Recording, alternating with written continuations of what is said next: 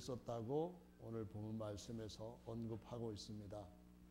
왜 사도들이 옥에 갇혔는가 하면은 오순절 날에 3,000명에게 예수님의 이름으로 침례를 주었는데요.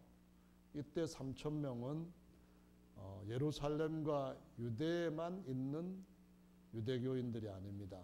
그들은 전 세계에 흩어져 있던 유대인들이 오순절 명절을 지키기 위하여서 예루살렘에 모였던 사람들입니다. 그래서 그때 침례받았던 사람들이 나가가지고 안디옥 교회도 세우게 되고 또 로마 교회도 세우게 됩니다. 로마 교회는 사도 베드로나 또는 다른 어떤 사도가 가서 세운 교회가 아닙니다. 또 사도 바울도 3차 전도여행을 마치고 로마로 죄인의 입장으로 배를 타고 가게 되지만 이미 그때에는 로마 교회가 로마에 세워져 있었습니다. 사도 바울은 로마의 황제에게 복음과 예수님을 증거하기 위하여서 자기가 얼마든지 방면될 수 있는데도 불구하고 나는 가이사에게 가서 예수님과 복음을 전하겠다. 가이사 앞에 가서 나를 재판받게 해달라. 유대인들한테 어떤 고소를 당하였을 때 그렇게 로마 군인들한테 청을 함으로써 그는 메인 몸으로 로마로 가게 되는데 그때 이미 로마의 성도들이 바울을 맞이하러 나왔던 것을 볼 수가 있습니다. 그래서 그들을 사도행전 2장에서 오순절날 침례를 받고 성령을 받고 갔던 사람들인 것을 알 수가 있게 되고요. 또 사도행전 11장에도 보면은 안디옥 교회가 이미 사도들이 가기 전에 세워져 있는 것을 볼 수가 있습니다. 이들 역시도 그 스데반 집사가 돌에 맞아 순교하기 전에 진리의 말씀을 듣고 구원받은 그 복음을 가지고 가서 그 지역 사람들한테 말씀을 전하였더니 하나님의 손길이 함께 하심으로 갑자기 엄청난 부흥이 일어났고 그래서 거기에 예루살렘 교회에서 바나바를 목회자로 파송을 하고 계속 빨리 성장하게 되니까 그 시기쯤 한 3년 전쯤 예수님을 믿게 되었던 바울을 불러다가 부목으로 세우게 되고 그래서 그 안디옥 교회가 1차, 2차, 3차 전도 여행을 바울과 바나바가 하게 되는 것으로 베이스 캠프 역할을 했던 걸 볼 수가 있습니다.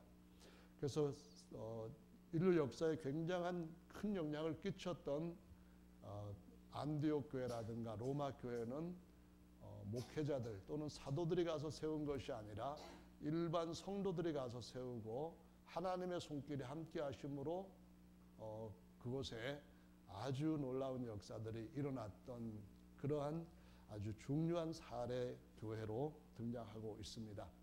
그리고 예루살렘 교회도 사실은 예루살렘에 사는 사람들이 세운 교회가 아닙니다.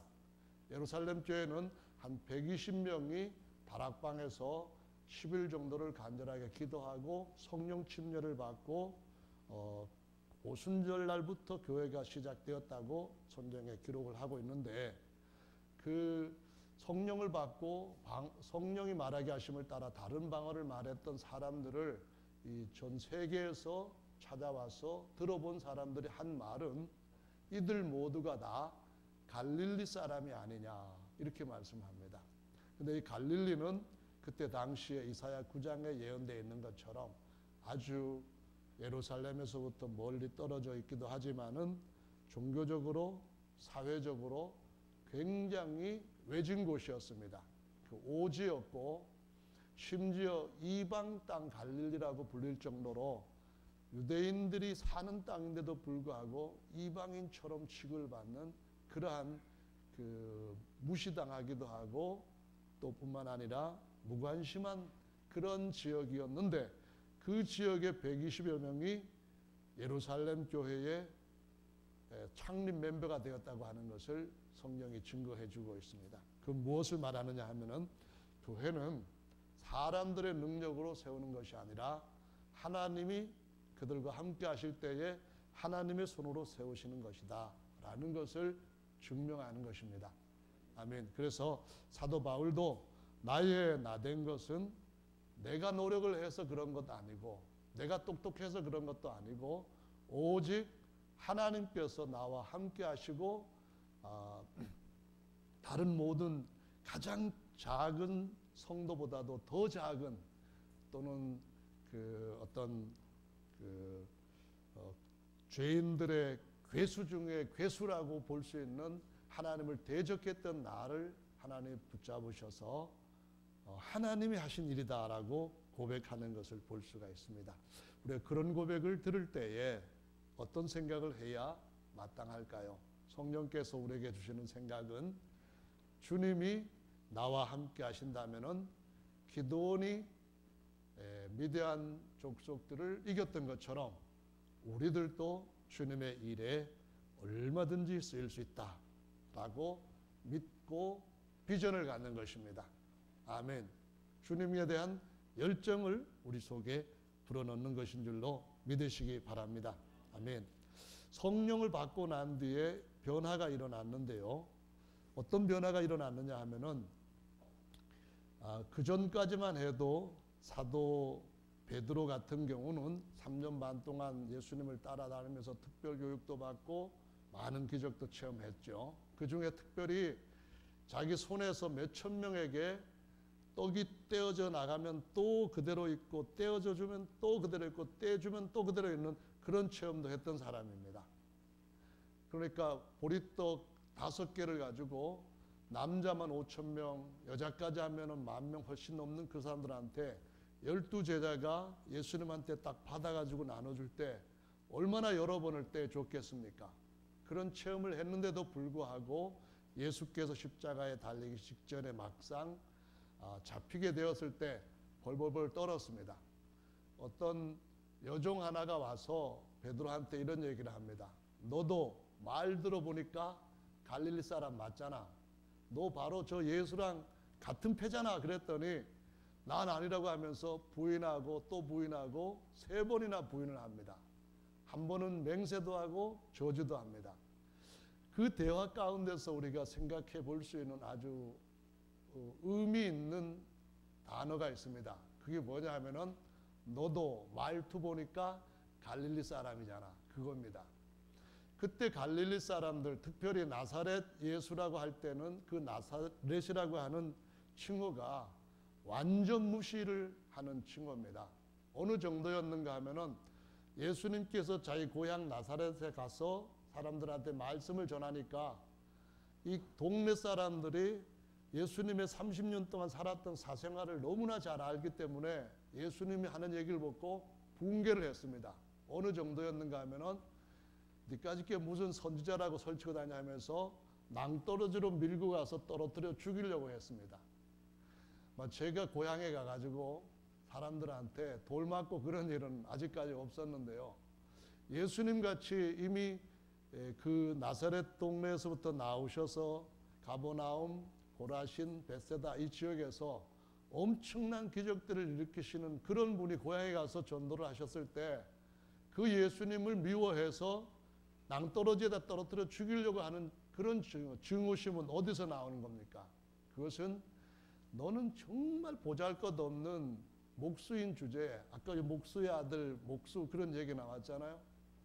그런 주제에 어떻게 선지자라고 우리한테 와서 회당에서 가르치려고 하느냐. 그 얘기로 그들은 무시하고 붕괴를 한 겁니다. 이사야 52장 말씀처럼 그전에는 그가 다른 이들보다도 얼굴이 심하게 상하였다 하는 그 표현이 바로 완전 무시를 당했다는 그런 표현인데요. 거기에서 예수님이 하신 말씀이 선지자가 고향에서는 환영받지 못하지만 고향 밖에서는 환영받지 못하는 데가 없다는 말씀을 하셨는데요. 이런 말씀들은 우리에게 어떤 교훈을 주시는 것이냐 하면은요. 누구든지 주의 영이 함께 하시면은 누구든지 주님께서 쓰실 수 있는 주의 도구가 될 수 있다고 하는 사실입니다. 그래서 누구든지 안에 여기 계시는 모든 분들 연세 고하를 막론하고 지식 유무를 막론하고 또는 재능이 있든 없든 간에 막론하고 하나님께서 내게 주신 어떤 분야에서 하나님께서 높이 들어 쓰실 수 있는 그런 하나님의 형상으로 우리를 지으셨고 복음의 진리로 낳으셨다고 하는 것을 믿으신다면은 주님께서 그 믿음을 따라 역사를 해 주실 줄로 믿습니다. 할렐루야. 아멘. 그래서 이 평범하기 짝이 없고 사실은 평범보다는 너무 초라했던 이 사람들이었는데요. 오순절날 성령을 딱 받고 난 뒤에 베드로는 돌변을 했습니다. 너 나사렛 사람이잖아. 말투 봐. 그 나사렛에서 뭐가 있다고 지금 쫓아다니면서 그렇게 설쳐. 그러면서 그 말 한마디만 들어도 그냥 기가 죽어갖고 있던 사람이 성령을 받고 난 뒤에 기드온에게 큰 용사여 말하니까 제가 무슨 큰 용사입니까? 숨어가지고 우리가 심어가지고 우리가 거두어드려야 할 이 보리타작도 제대로 마음대로 못해가지고 미디안 사람들 눈치 보면서 포도주 틀에 숨어가지고 깔짝깔짝 타작하고 있는 이 초라한 인간이 큰 용사라니 무슨 말입니까? 그랬을 때에 하나님의 사자가 기드온한테 한 말씀이 주께서 너와 함께 하시도다 라는 말씀을 합니다. 주님이 함께 하시면 그것이 우리에게 힘이 되고 대답이 되는 줄로 믿습니다. 아멘. 오순절 날은 진짜로 그들 안에 성령이 오셔가지고 영원토록 함께 하시겠다고 하는 약속을 이루어 가시는 그런 시점입니다. 그러다 보니까 베드로와 다른 사도들이 겁이 하나도 없어졌습니다. 엄청나게 담대해졌습니다. 오히려 그 전에는 벌벌 떨고 계집종한테도 숨어가지고 그랬던 이 베드로도 대제사장, 서기관들, 온갖 당시의 사내들인 공회에 최고 지도자들이 몰려와 있는 그 자리에서 너희가 십자가에 못 박은 이 예수를 하나님께서 야훼와 그리스도가 되게 하셨다 하면서 큰 소리를 외칩니다. 정말 대단한 변화이죠. 엄청난 변화이고 이것이 사람을 하나님께서 새로운 피조물로 만드는 기적인 줄로 믿으시기 바랍니다. 이렇게 해가지고 3,000명이 첫날 침례를 받고 난 뒤에 다시 예루살렘 성전의 미문 앞을 지나게 되는데 40년 동안 일어서서 걸어보지 못한 하반신 마비된 사람이 돈을 구걸하기 위해서 손을 내밀고 있었습니다. 그때 베드로와 요한이 지나갔는데요. 베드로와 요한이 그 미문이라는 말은 아름다운 문이라는 말입니다. 성전 안에 아름다운 그 문이 하나 있었는데 진짜 주님이 세우시고자 하시는 성전은 사람을 하나님이 거하실 영원한 처소로 세우시는 그 성전입니다. 예수님께서 이 성전을 헐라 내가 3일 만에 일으키려 하셨을 때 성전된 자기 육체를 부활의 몸으로 바꾸실 때에 영원히 무너지지 아니할 진짜 성전을 세우신다는 그런 의미입니다. 그 성전에 미문이라고 하는 말은 무슨 말입니까? 성전의 아름다운 문이라고 하는 말은 예수님이야말로 하늘에 들어갈 수 있는 문이고 예수님이야말로 하나님 안에 들어갈 수 있는 문입니다. 요한복음 10장에 말씀하시기를 나는 문이요 라고 말씀합니다. 나를 믿는 자는 들며 날며 꼴을 풍성하게 얻을 것이다 라고 말씀합니다. 예수님은 어떤 문입니까? 이것은 계시록 3장 말씀에 빌라델피아 교회에게 하신 말씀에서 내가 너희 앞에 열린 문을 두었으니 아무도 닫을 자가 없다라고 말씀하십니다. 예수님이야말로 진짜 아름다운 문입니다. 모든 닫힌 것들을 열게 하시는 그 문인 줄로 믿으시기 바랍니다. 두세 사람이 내 이름으로 모인 곳에 내가 그들 중에 있다고 말씀하시면서 원래 성전이라고 하는 말은 창세기 28장에서 야곱이 꿈에서 보았을 때에 벳엘이라고 이름을 붙이게 되는데요. 그 뜻이 바로 하늘문입니다. 하늘 들어가는 권세 그런 의미입니다. 마태복음 16장에서 음부의 권세가 이기지 못하리라 이 말씀하시면서 내가 내게 권세를 주고 능력을 준다 할 때에 우리가 교회라고 하는 그 몸 안에 연합이 될 때 하나님의 살아있는 성전의 한 지체가 될 때에 이곳이야말로 최고의 아름다운 문인 줄로 믿으시기 바랍니다. 세상의 문은 굉장히 추접한 의미를 갖고 있습니다. 예를 들어서 옛날에 미국에서 있었던 게이트 사건 있잖아요. 무슨 게이트가 있죠?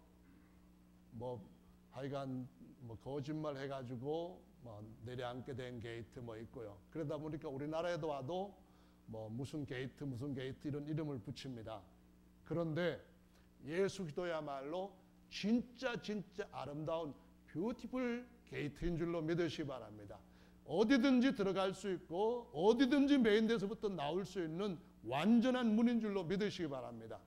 그 문 앞에 앉은 하체 마비가 된 태어나면서부터 일어서 본 적이 없는 그 사람이 남이 들여다 놓고 들어가고 그러면서 앉아있는 동안에 돈을 얼마씩 구걸을 하는 겁니다. 베드로와 요한이 지나가는 걸 보고 돈 좀 주세요 하고 손을 내밉니다. 그때 3장 6절 말씀에 보시면은 베드로가 이런 말을 합니다. 베드로가 가로되 은과 금은 내게 없거니와 내게 있는 것으로 내게 주노니 은과 금은 내게 없거니와. 우리가 생각할 때에 하나님의 교회, 하나님의 사업을 하기 위해서는 돈이 참 중요하고 필요하다는 생각들을 많이 합니다. 지나치게 할 정도로 그렇게 합니다. 돈을 많이 내는 사람이 하나님 앞에 또 어떤 큰 일을 할 사람이라고 생각합니다. 물론 돈도 필요합니다. 그래서 돈을 많이 하나님 앞에 드리는 사람들을 또 나름대로 하나님이 복을 주십니다. 그런데 돈이 있어도 할 수 없는 일들이 너무나 많이 있습니다. 돈이 있다고 해가지고 평안한 잠을 잘 수도 없고, 돈이 있어서 침대를 아무리 좋은 걸 산다 할지라도 그 잠에서 한잠을 꿀 수 없고, 그 잠자리에서 어떤 바벨론 왕은 무시무시한 흉몽을 꿨지만은, 어떤 애굽의 왕은 무시무시한 흉몽을 꿨지만은, 어떤 사람은 그 안에서 하나님께서 주시는 최고의 비전을 볼 수도 있는 줄로 믿으시기 바랍니다. 어디에 그런 차이가 있지요? 바로 주님이 우리에게 주신 뭔가 아주 중요한 우리와 주님과의 맺음을 위하여 관계를 더욱더 깊이 연결시키기 위해서 주시는 하나님의 조언함 때문에 있는 줄로 믿으시기 바랍니다.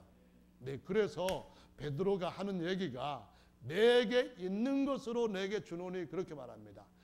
예수께서 그에게 주신 것이 있습니다.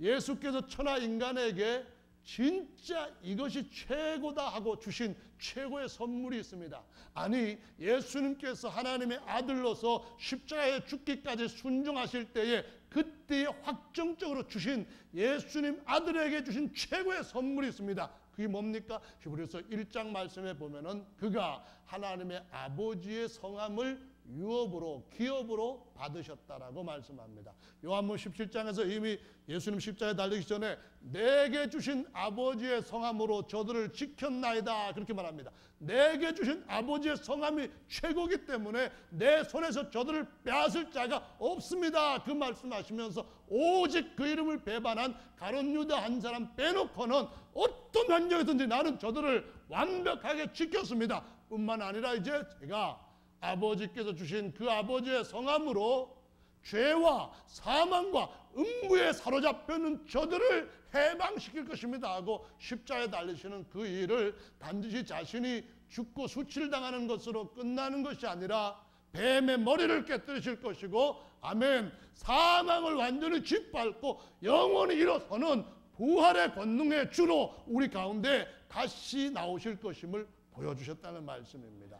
그래서 야훼라고 하는 구약적인 이름은 야훼인지 아닌지도 모릅니다. 그 야훼가 그 본래 자음자만 기록되어 있고 모음이 없는 히브리어 특성 때문에 무슨 모음이 들어야 될지 이 지구상에 있는 사람은 아무도 모릅니다. 예수님은 다 아시기 때문에 아시는데도 불구하고 그 모음을 가르쳐 주시지 않고 아버지의 완전한 새 성함을 가르쳐 주셨습니다. 어떤 성함입니까? 야훼께서는 피도 없으시고 우리 대신 속죄 제물도 되실 수 없으셨는데 그분이 사람 몸을 입고 오심으로써 야훼에다가 구원이라고 하는 예수아라는 이름까지 붙이셔서 야훼수아라고 하는 이름, 히브리 말로는 여호수아이지만은 우리 말로는 예수라고 하는 그 이름이 무엇을 지불한 이름입니까? 죄값을 지불한 아주 놀라운 은혜 이름인 줄로 믿으시기 바랍니다. 그는 모든 죄를 이기시고 부활하신 사망을 지배하신 권능의 이름인 줄로 믿으시기 바랍니다. 마귀를, 그 권세를 십자에다가 못 박아버린 그 이름입니다. 구약시대는 그 어떤 자도 병들었을 때나 귀신 들렸을 때에 그 야훼라고 하는 이름으로 이렇게 귀신을 쫓아내기도 하고 병을 고치기도 합니다. 그런데 귀신을 쫓아낼 경우에는 야훼 이름으로 물러가라 그런 말을 하지를 않았습니다. 왜냐하면은 세상에 죄로 인하여서 모든 사람들의 실제적인 권세, 머리, 왕됨은 마귀가 세상의 머리가 되어 있었는데 마귀가 버젓이 지금 통치하고 있는 합법적으로 그것이 탈취해 갖고 있는 상태에서 그 마귀에게 나가라 가라 이렇게 명령할 수 있는 이름이 있는 권세 있는 이름이 없었습니다. 그런데 예수께서 친히 십자가에 달리심으로 뱀의 머리를 완전히 깨버리셨습니다. 그 이후에는 그 이름을 믿는 자는 누구든지 내 이름으로 귀신을 쫓아낼 것이고 이렇게 말씀합니다. 아멘. 그 이름은 어떤 이름보다도 더 크신 이름이요 모든 이름이 모든 입이 모든 무릎이 그 이름 앞에 꿇게 될 것이라고 말씀합니다. 병이라고 하는 이름도 어떤 악한 어둠의 그런 이름도 어떤 권세의 이름도 다 그 앞에 굴복될 것이라고 말씀합니다. 그래서 베드로는 그 이름이 최고인 줄 알기 때문에 내게 주신 아들 예수께 주셨던 그 성함을 그 예수께서 성령을 통하여 내게도 주셨기 때문에 내게 주신 이 이름으로 일어나 걸어라 이렇게 말합니다. 베드로의 이름으로 일어나 걸어라 그러면은 아무 변화도 없습니다. 그런데 병자도 그 이름 앞에 복종해야 될 최고의 권세와 능력 있는 이름으로 명령을 하는 겁니다. 옛날에 왕이 어떤 높은 벼슬아치가 왕에게 반역을 하거나 죄를 지었을 때에 왕이 직접 가서 잡아오는 것이 아닙니다. 포졸이나 아니면 뭐 그와 같은 일을 맡은 사람한테 어명이다 잡아와라 그러면은 그 사람이 그냥 가가지고 누구누구는 어명을 받아라 그러면은 꼼짝없이 나와서 무릎 꿇고 손들고 받아야만 됩니다. 왜 그렇습니까? 왕의 이름이 그 사람한테 그대로 적용되기 때문에 굴복할 수밖에 없는 겁니다. 만왕의 왕신 예수님의 이름이 모든 것들을 굴복시킬 수 있는 권세와 능력을 가지셨기 때문에 예수님의 이름으로 이렇게 해라 할 때에 앉아서 일어서지 못하는 사람이 벌떡 일어나가지고 막 성전을 뛰어다니면서 춤을 추면서 예수께서 나를 구원하셨다. 예수께서 나에게 이런 은혜를 베푸셨다고 사람들한테 막 떠들고 자랑을 하고 간증을 합니다. 그래서 난리가 났어요. 무슨 난리가 났냐면은 성전에서 성전을 관리하고 또 지키고 봉사하고 하는 사람들이 그 사람 한 사람 때문에 막 큰일이 생긴 거잖아요. 그래가지고 사람들이 주목하고 있을 때에 베드로가 사람들한테 이런 대답을 하는 것을 볼 수가 있습니다.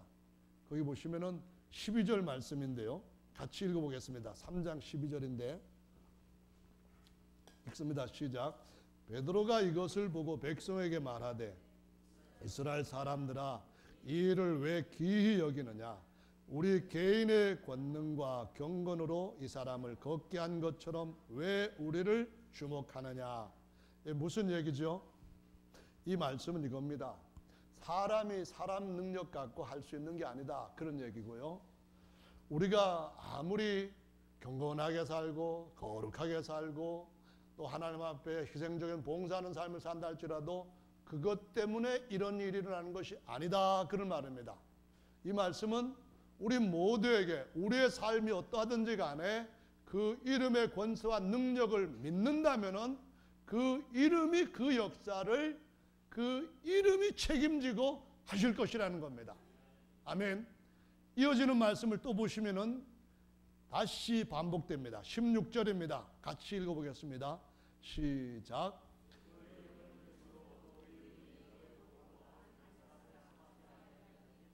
예수로 말미암아 난 믿음이 너희 모든 사람 앞에서 이같이 완전히 낫게 하였느니라. 아멘. 이 사람은 40년 동안 한 번도 스스로 일어나 본 적이 없습니다. 물론 못 걸어봤어요.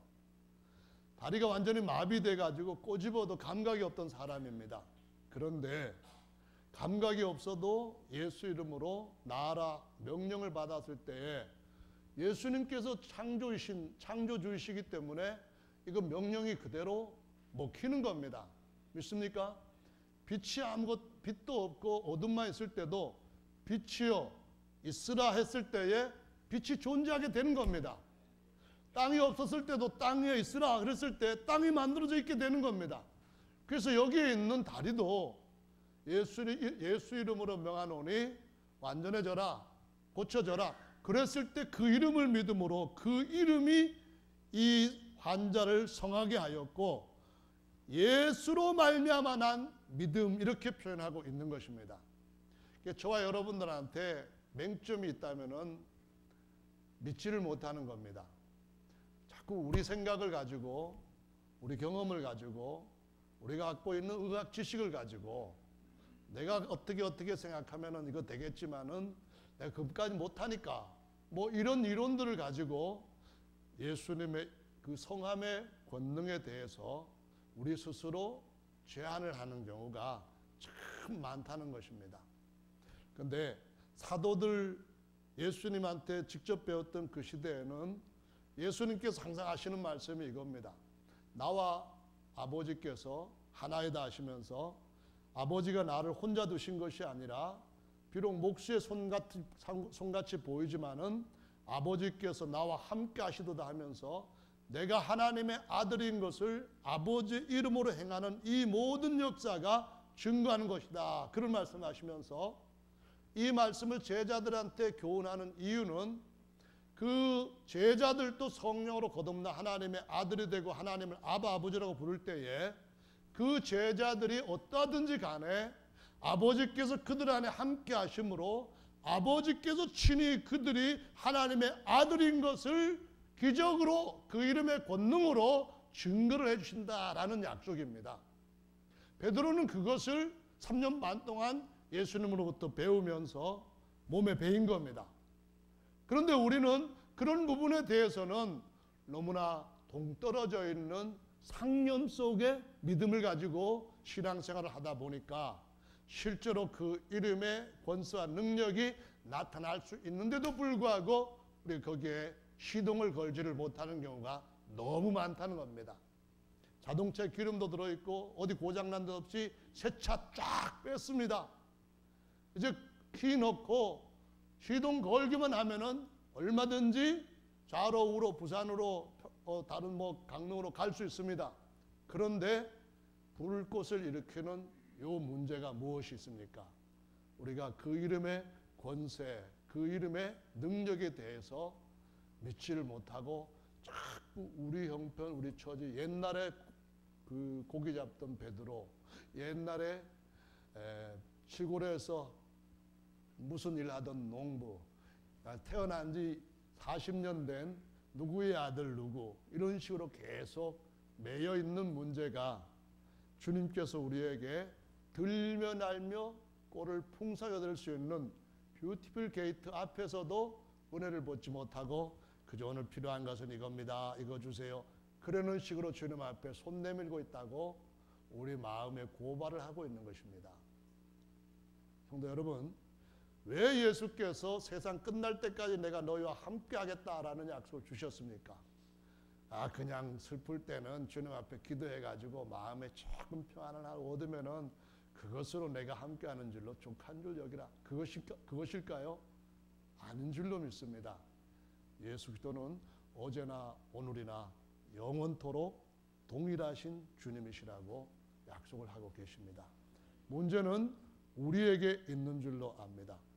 예수님이 가장 낮은 모습으로 이 땅에 사람의 몸을 입고 사람으로서 섬기시는 일을 하셨을 때에 그런 분, 그분이 세웠던 갈릴리의 120명, 그런 이들한테 하나님의 역사를 나타내신 그 모든 지난날에 역사 속에 나타난 하나님의 일하셨던 일들은 오늘날도 우리의 삶 가운데 이 역사 속에서 하나님이 친히 일하실 것이라고 하는 것을 보여주는 증거들이라고 믿으시기를 바랍니다.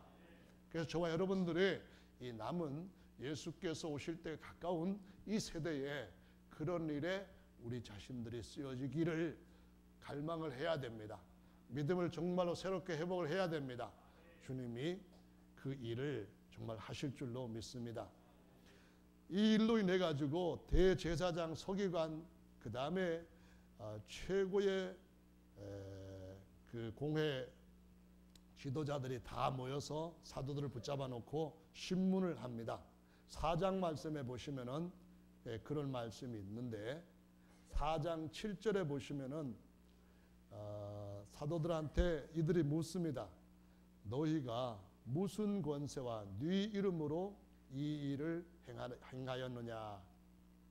여기서 권세와 이름은 똑같이 가는 겁니다. 대통령 하면은 대통령에게 주어진 권세와 능력이 똑같이 가는 겁니다. 대통령의 특사를 허락하면은, 사인을 하면은 그 사람은 어떤 죄든지 방면될 수가 있습니다. 대통령 이렇게 했을 때에 그건 하나의 직함입니다. 직함만 가지고도 어떤 부분은 통합니다. 그러나 어떤 더 중요한 일은 그 시대의 그 사건에서 반드시 성함까지 기록될 때에 그것은 더 완전한 효력을 나타냅니다. 그런데 죄를 없이 하는 효력은 야훼라고 하는 성함으로는 안 됩니다. 하나님은 법을 갖고 모든 사람을 심판하실 분이기 때문에 법대로 하십니다. 야훼라고 하는 성함으로는 사인이 안 되지만 죄를 대신해서 짊어지시고 사망을 이기신 성함으로 사인할 때는 어떤 것도 안 될 것이 없는 줄로 믿으시기 바랍니다. 그래서 이 대제사장들이 믿고 있던 그 모험을 잃어버려서 아도나이 아도나이 주님이라고 불렀던 그 이름으로는 안 되는 것까지 제자들이 하고 있는 겁니다. 그래서 누구의 무슨 권세와 네 이름으로 이런 일을 행하느냐? 어떻게 너희가 하는 일 가지고 죄사함을 받았다고 하느냐? 어떻게 너희가 안수해서 어떤 사람은 하나님을 아바 아버지로 부를 수 있는 아들의 권세를 얻었다고 하느냐? 네 권세와 아니 어느 권세와 누구 이름으로 이런 짓을 하느냐? 지금 분기가 탱천해 있는 겁니다. 자기들은 한 번도 하나님을 아바 부르지 못했거든요. 율법에서는 모든 믿음의 사람들은 이스마엘과 같이 여종에게서 태어난 종의 신분이라고 말씀합니다. 아바가 안 되는 거예요. 그런데 제자들이 아니 무슨 권세와 누구 이름을 가지고 죄도 사해주고 더더구나 이거는 영원히 얻을 수 있는 하나님의 아들, 하나님의 모든 걸 물려받을 후사라고 하는 권세까지를 주느냐 그 말입니다. 그래서 그 이름, 그 권세가 어디서 나온다고요? 예수라고 하는 이름입니다. 예수라고 하는 이름 안에 그 모든 것이 있는 줄로 믿으시기 바랍니다. 11절 12절을 같이 읽어보시겠습니다. 11절 12절 4장입니다. 같이 읽습니다. 시작. 이 예수는 너희 건축자들의 버린 돌로서 진모퉁의 머릿돌이 되었느니라. 다른 이로서는 구원을 얻을 수 없나니 천하 인간의 구원을 얻을 만한 다른 이름을 우리에게 주신 일이 없음이니라 하였더라. 아멘. 여기 말씀해 보시면은 머릿돌이 되시고 모퉁이돌이 되신 예수 그리스도 그 말입니다. 예수님께서 내가 3일 만에 영원히 무너지지 아니할 진짜 성전을 세우겠다 그 말씀하셨어요. 자기가 부활하시면서 부활하신 예수님 몸 안에 아버지께서 영원히 거시는 성전이 되었고 머릿돌이 되었다는 말은 다른 돌들도 거기에 베드로가 또 더해지고 베드로가 또 더해지고 돌들이 더해져서 영원히 하나님이 거하실 완전한 성전으로 세워질 것이라는 그런 얘기인데요.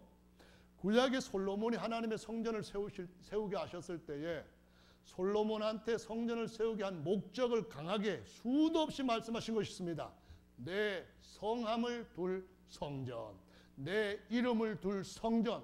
누구든지 내 이름이 있는 성전을 향하여 기도하면은 포로로 잡혀있는 데서 내가 듣고 그의 기도를 이루어줄까 했는데 다니엘이 포로로 잡혀갔을 때 왜 다니엘이 기도하지 말라고 하는 왕의 엄명을 듣고도 기도를 하죠?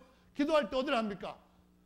입을 뒤집어 쓰고 아무도 못 보게 그 속에서 들어간 것이 아니라 예루살렘을 향하여 문을 활짝 열어 제쳐놓고 하루에 3번씩 무릎 꿇고 손 들고 하나님 앞에 기도했다는 겁니다. 왜 예루살렘을 향하여서 그랬죠? 그 이름을 두신 성전을 향하여 기도하면은 사로잡혔던 데로부터도 돌아오게 할 것이고 그 기도를 하늘에서 들으시고 다 이룰 것이라고 약속하셨기 때문에 다니엘도 겁없이 예루살렘 향하여 문 열어놓고 기도한 겁니다.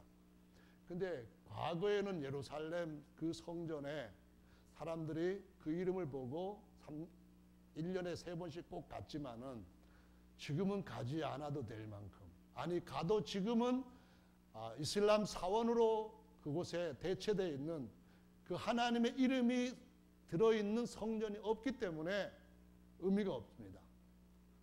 그러나 그곳에 다시 그 유대인들이 성전을 세운다 할지라도 여전히 의미도 없습니다. 왜 그렇죠?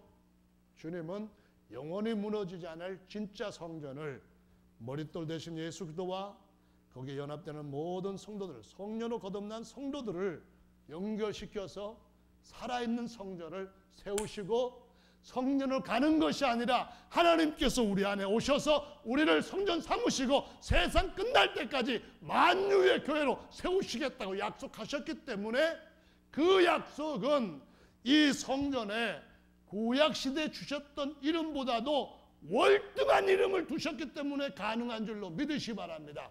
예수라고 하는 이름은 모든 적들을 다 멸하고 난 뒤에 호산나 호산나 가장 높은 곳에서 호산나라고 하는 그 외침과 같이 만유 위의 교회로 세우신 최고의 이름을 두신 그 성전, 진짜 성전인 줄로 믿으시기 바랍니다. 그 성전 이야기를 베드로가 11절에서 딱 선포하는 겁니다. 구약에 성전이 있었지? 그 성전에 뭐가 있었지? 이름이 있었는데 그 이름보다 뛰어난 이름이 뭔지 아는가? 새 성전에 영원히 무너지지 않을 영원한 성함이 뭔지 아는가? 12절에 말씀하시기를 천하 인간에게 다른 이로서는 구원을 주지 않으신다는 겁니다. 야훼 하나님, 구약의 그 하나님, 구약시대에 엄청난 기적들이 일어났지만은 죄를 해결할 수 있는 길은 율법에서는 여전히 없었습니다. 죄를 덮어주고 예수님 피 흘리실 때까지 덮어주기만 했습니다. 그래서 야훼와 그리스도가 되신 예수라고 하는 그분만이 죄를 영원히 해결해 줄 수 있는 진짜 구원자라고 말씀하시는 겁니다. 아멘. 천하 인간에게 그분만 구원자가 되셨다고 말씀하시면서 그런 그 구원을 2000년 전에 하늘로 가신 그분이 지금 이 땅에 살고 있는 우리 인간들에게 어떻게 주시느냐 그 말입니다.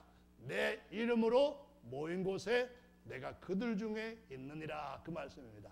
원래 야훼라고 하는 이름의 뜻은 나는 있느니라 그 뜻입니다. 모세가 알리셨던 야훼라고 하는 이름은 내가 여기에 있다 그런 의미입니다.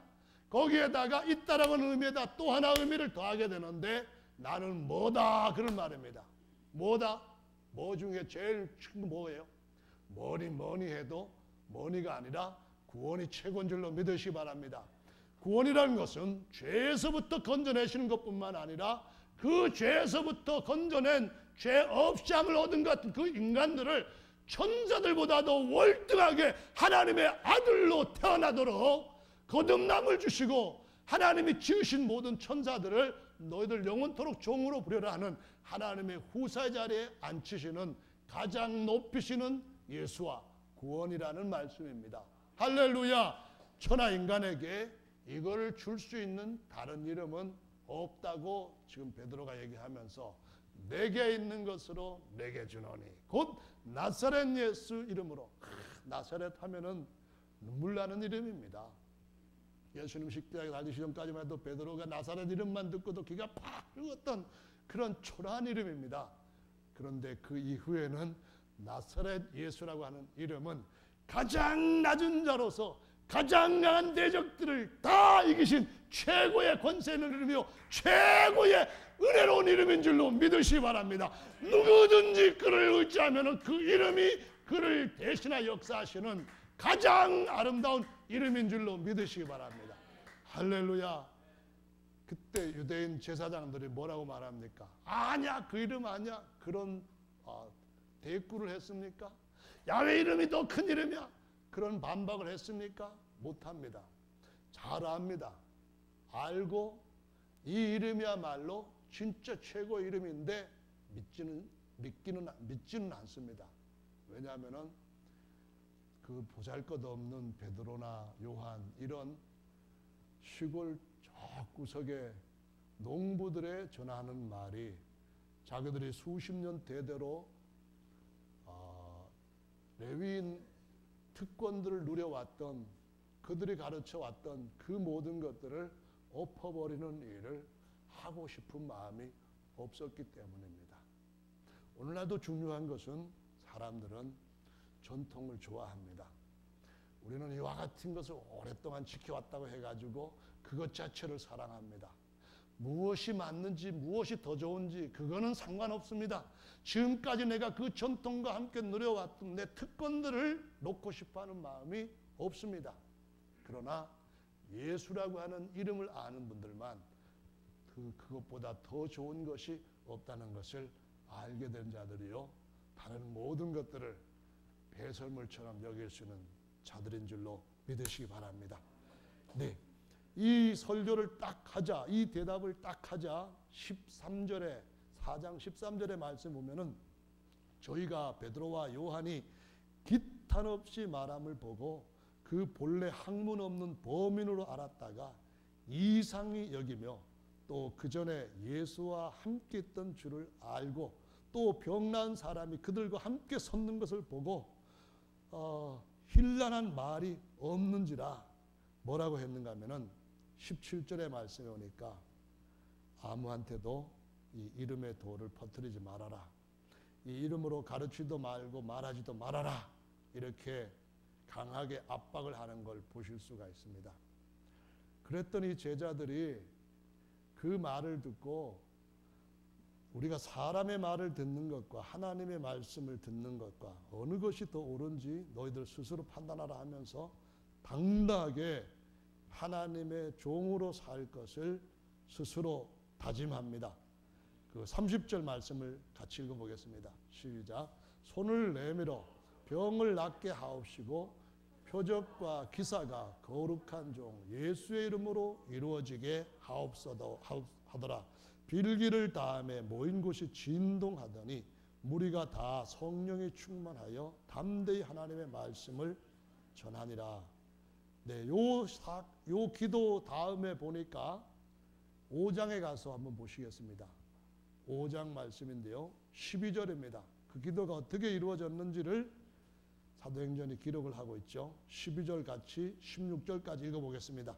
시작.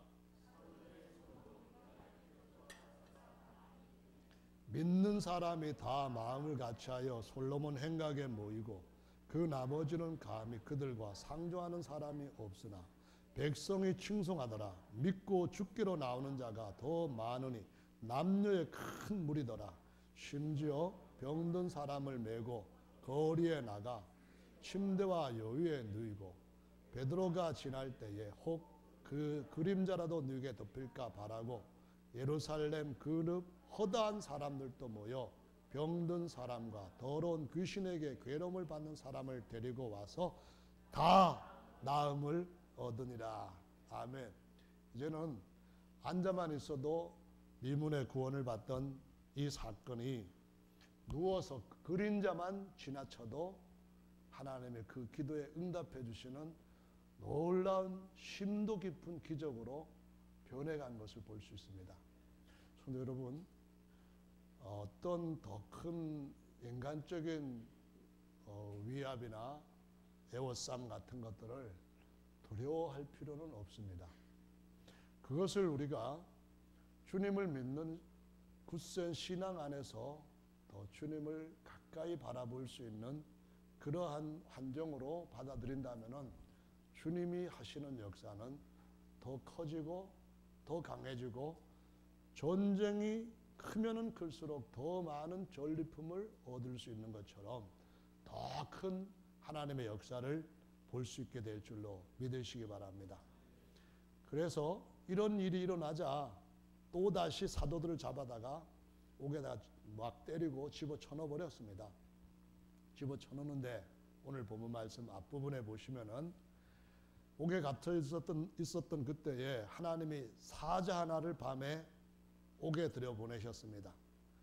옥에 들여보냈는데 여기 말씀에 보니까 옥문을 지키는 자들이 다 멀쩡하게 지키고 있는데 문도 꼭꼭 잠겨져 있는데 그 안에 사도들이 들어서 그냥 못 나오고 끙끙거릴 줄 알고 그냥 이렇게 지키고 있는 그러한 상황인데, 아니 보니까 사도들은 밖에 나와가지고 또 말씀을 전하고 그 이름을 또 전하고 있는 겁니다. 근데 여러분, 사람들이 할 수 있는 역사는 사실은 천사들이, 나중에 우리가 우리의 종으로 부를 천사들이 할 수 있는 역사와 비교해서도 정말 아무것도 아닌 장난질이라는 것을 기억하시기 바랍니다. 아멘.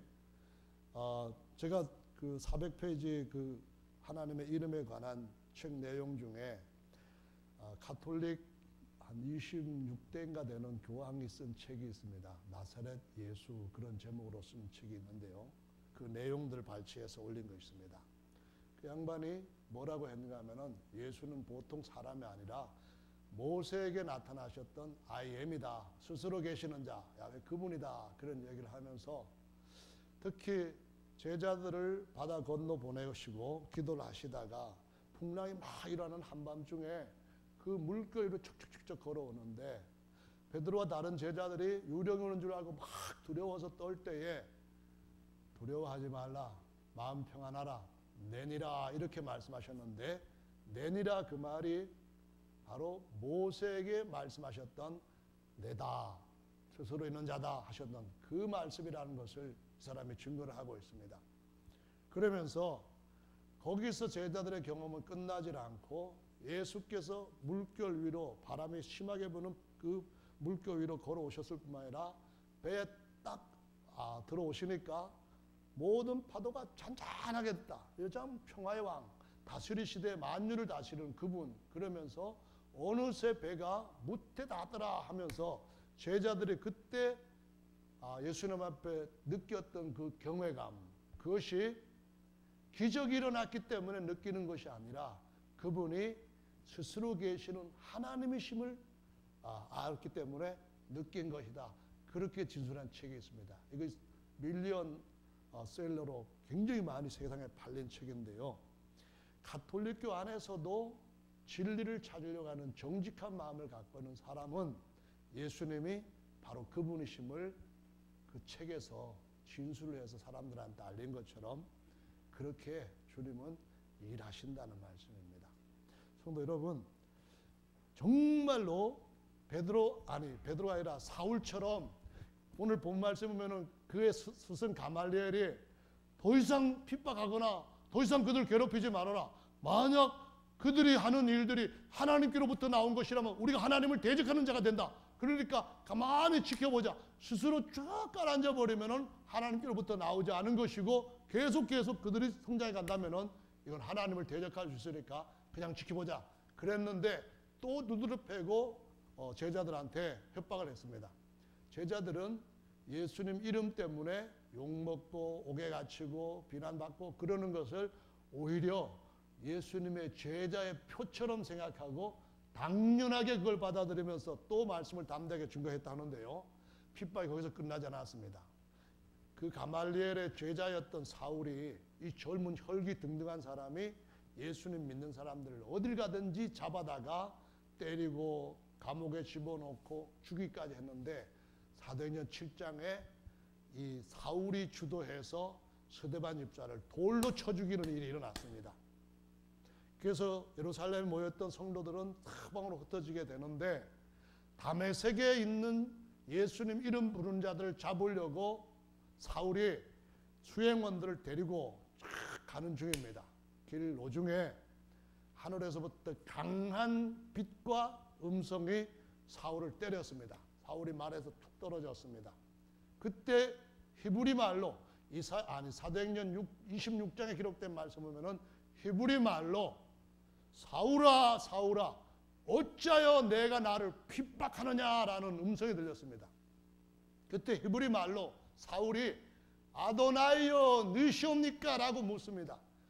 이 유대인들, 특히 사울과 같은 공회원으로서 율법 학자들에게 있어서 아도나이는 야훼 한 분밖에 안 계십니다. 야훼는 그들이 발음할 수 없게 되었기 때문에 아도나이로 다 대신 불렀습니다. 그때에 아도나이여 누시옵니까 물었는데 그 아도나이가 뭐라고 대답하신가 하면은 나는 내가 핍박하는 여호수아다 이렇게 대답을 하신 겁니다. 출애굽기 3장 13절 14절 15절에서 우리 조상들의 하나님 전능하신 하나님 당신의 성함이 무엇인지 내 백성들에 가서 뭐라고 성함을 알려준지 이 성함이 무엇입니까 물었을 때 나는 스스로 계신 자니라 이렇게 말씀하셨던 그분이 구원자가 되시고 난 뒤에는 나는 내가 핍박하는 야훼 플러스 구원 예수아해서 여호수아다 이 말씀하시면서 오늘날 우리말로는 나는 내가 핍박하는 예수다 이렇게 말씀하시므로 그날부로 사울은 예수 이름을 전하는 그릇이 되고 예수 이름을 위하여서 죽는 것도 두려워하지 않는 예수님의 증인이 되었던 것으로 계속 사도행전의 다른 그의 서신서에서 나타나고 있습니다. 성도 여러분, 오늘 저와 여러분들이 특별히 무언가 주님으로부터 이렇게 살고 싶습니다 하고 주님 앞에 저에게 이런 은혜를 베풀어 주십시오 하고 주님께서 쓰시려고 하시는 그 어떤 감동하심과 이렇게 붙들어 주시고 불러주시는 은혜를 받게 되시기를 다시 한번 예수님의 이름으로 부탁을 드립니다. 앞으로들 나오셔서 함께 주님 앞에 각자 주님 제 인생 살아도 주를 위하여 죽어도 주를 위하고 사나 죽으나 주님의 것입니다라고 고백했던 그러한 찬송 가사처럼 함께 기도하시는 시간 우리 각자 갖도록 하겠습니다.